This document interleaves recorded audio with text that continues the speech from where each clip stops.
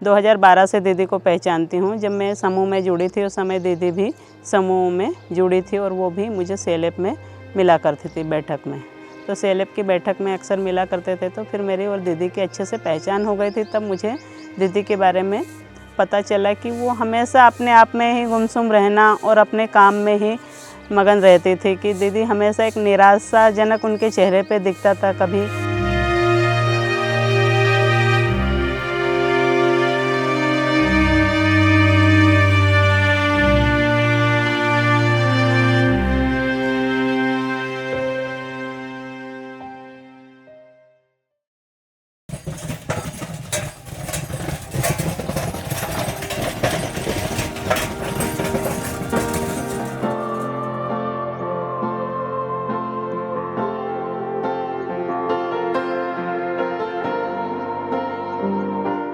आर्थिक और सामाजिक जो स्थिति थी वो अच्छी नहीं थी, मतलब कंडीशन बहुत ख़राब थी उस समय दीदी की। पहले इनके यहाँ ज़्यादा खेती नहीं होती थी। बने कि पहले फसल कम पकती थी।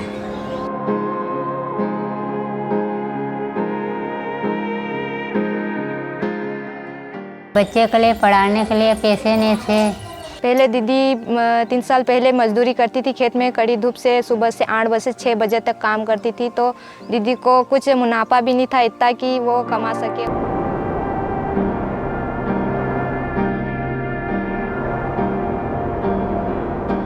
दीदी को पास जाकर जब मैंने उन्हें देखा कि न तो गांव में उनकी कोई पहचान थी और ना ही घर में उनकी अच्छी स्थिति थी।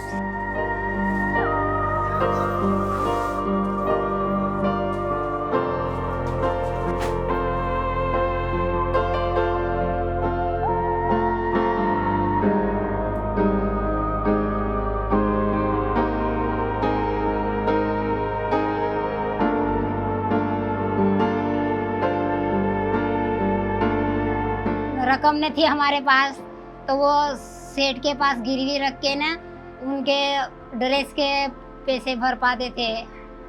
फिर ड्रेस के पैसे भरने के बाद में फिर वो कापी किताब खर्चा उठाना पड़ता था। तो सुबह से बस आती थी तो हम बाज़ार का सब्जी पाला भी नहीं ला पाते थे बाज़ार से, कभी कभी खेत में भी नहीं जा पाते थे। तो सुबह सुबह क्या करा, पहले हमको बहुत दिक्कत आई। बेचारे उनको छोटे थे तो समझा देते थे, टिफ़िन भी तैयार करके देते थे, तो मिर्ची न रोटी भर देते थे। पराठा भी नहीं सही तरीके से बना पाते थे क्योंकि तेल की कमी रहती थी हमारे पास, नहीं घी मिलता था।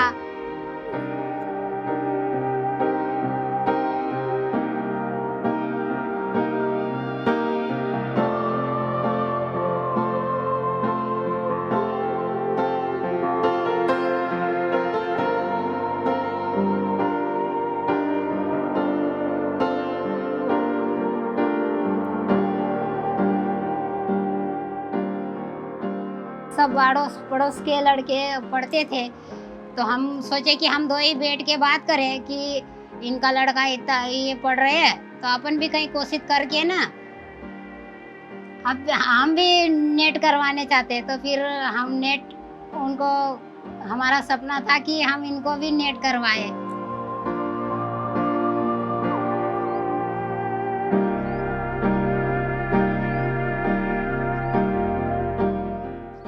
नमस्कार, मेरा नाम संजय भूरिया है और टीआरएफ संस्था में 2018 से धार डिस्ट्रिक्ट मनौर ब्लॉक में काम कर रहा हूँ। यहाँ मध्य प्रदेश ग्रामीण आजीविका मिशन साथ में हम लोग किसानों साथ में, और हम लोग बात करते हैं कि जो टीआरएफ समाज बाजार सरकार के साथ में मल्टी डायमेंशन प्रोग्राम जो काम कर रहा है, तो उसी के साथ में हम लोग से आजीविका में वृद्धि किस तरह परिवर्तन हो रहा है।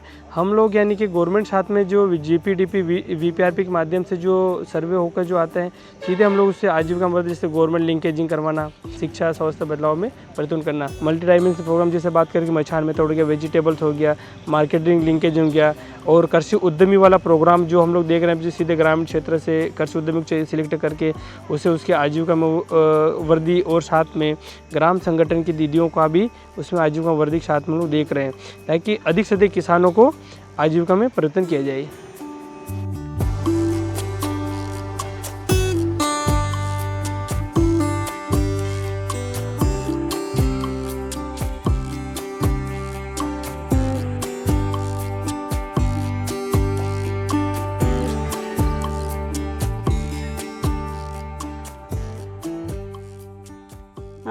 समय मुझे कुछ ऐसा लगता था कि दीदी को देखकर ऐसा लगता था कि वो कुछ कर सकती है।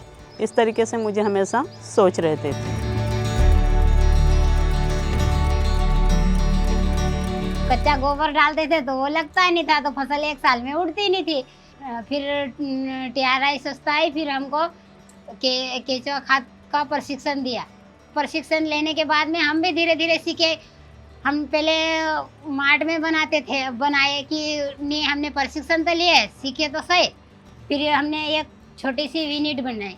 यूनिट बनाने के बाद में अभी हम रुकड़े पे गोबर नहीं डालते थे, फिर वहीं डालने लग गए। फिर हमने से थोड़े से 1-2 किलो केचुए ला के न डाल दिए।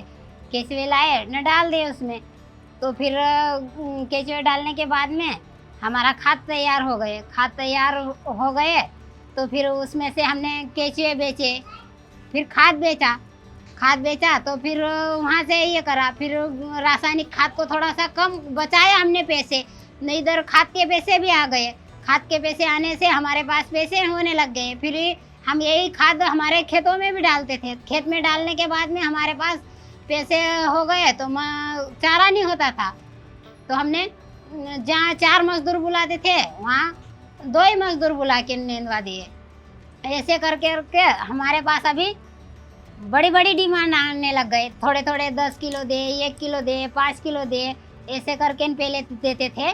खाद भी 2 कुंटल दिए, 3 कुंटल दिए, ऐसे करके हमारा घर का गुजारा कर रहे थे। तो अभी क्या करें, अभी हमारे पास खाद भी कम हो गए और अभी हमारे खेतों में पूरे खेत भी ये हो गए। अभी हमारे पास पैसे भी आने लग गए, तो हम पूरे खेत की पूर्ति भी कर रहे हैं और खाद भी यही खाद और जैविक खाद डाल रहे हैं। रासायनिक खाद कम कर दिए। जहाँ 10 बोरी लगते थे वहाँ हम 7 ही बोरी डाल रहे हैं, 7 बोरी डाल रहे हैं। जहाँ फिर अभी है 7 बोरी डाल रहे हैं। फिर हमारा घर का जैविक खाद है तो वही डाल रहे हैं।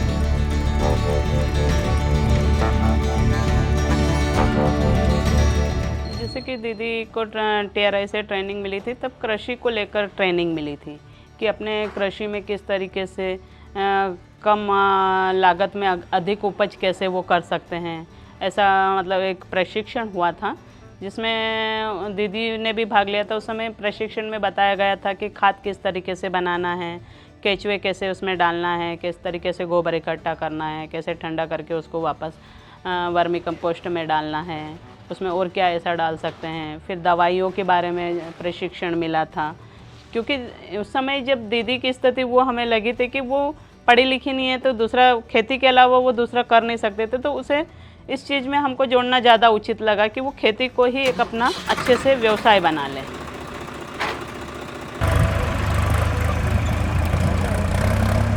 समूह की जो योजना आई थी, उस योजना में हम समूह की महिलाओं को भेजने नहीं चाहते थे। क्या मालूम क्या है क्या नहीं, ऐसे करके ना कुछ जाने नहीं दे रहे थे। उसके बाद में धीरे धीरे हमको मालूम हुआ कि अच्छा है। समूह आंध्र प्रदेश के लोग आए थे, उन्होंने हमको समझाया और बोले कि ये अच्छा है, तुमको तुम्हारे काम आएगा आगे चल कर के। तो ऐसे बताते हुए उसने बोला, फिर धीरे धीरे हमको आया था नॉलेज। उसके बाद में हमको आंध्र प्रदेश के आके समूह बनाया और समूह बनाने के बाद में हम धीरे धीरे महिलाओं को भेजने लगे। महिलाएं फिर सचिव अध्यक्ष बनी, फिर गई मनावर घूमने फिरने का थोड़ा नॉलेज आ गया था।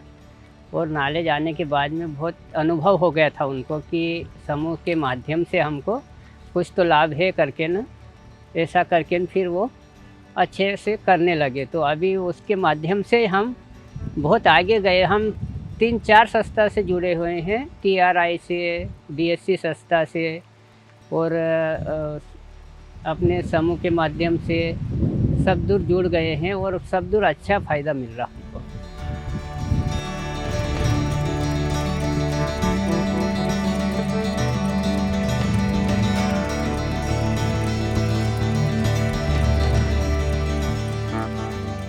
ग्राम सभा की बैठक होती थी तो ग्राम सभा में जा नहीं पाते थे। सरपंच के सामने कैसा बोलना, मंत्री के सामने कैसा बोलना, तो हमको डर लगता था कि बोल नहीं पाते थे। तो गांव का लिखवाएंगे तो ये क्या मालूम क्या कह दे, हमको डांट भी दे, तो हमको सुनना पड़ता। गांव के पुरुष ज़्यादा जाते थे, महिला कम जाती थी। महिला घूंघट में रहती तो दब जाती थी।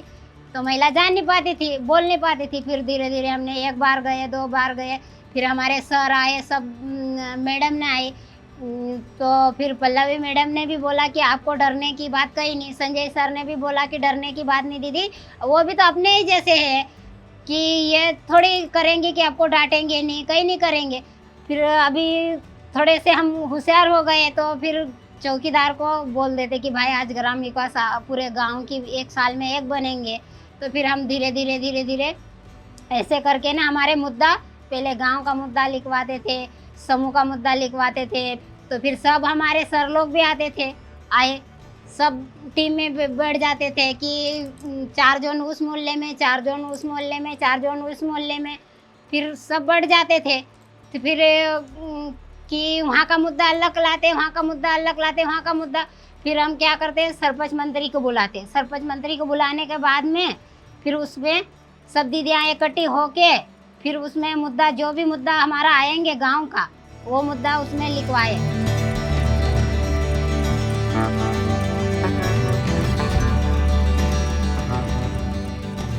4 यूनिट बनाती थी, अभी दीदी 2 गुना यूनिट बनाती है। 8 यूनिट बना के दीदी हमको बताती है कि कैसे बनाना, मतलब कैसे क्या करना। ये काम करता हुआ अच्छी लगती, मतलब ये कर लेन फिर हम भी जुड़े।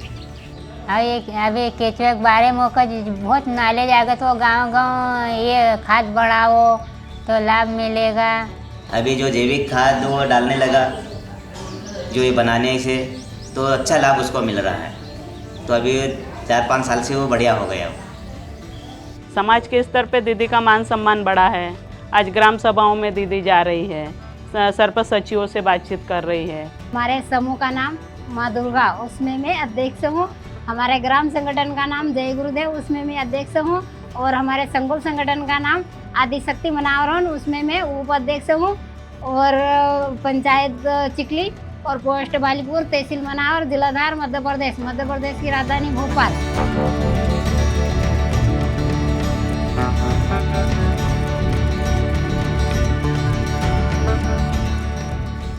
समूह में जुड़ने के बाद आर्थिक स्थिति थोड़ी ठीक हो गई थी, पैसे वैसे भी आने लग गए थे। फिर बाहर पढ़ने के लिए भेज दिया था मम्मी पापा ने। मैं डॉक्टर बनना चाहता हूँ क्योंकि मम्मी पापा का सपना है वो पूरा करना है और गांव वालों उनकी हेल्प करना चाहता हूँ।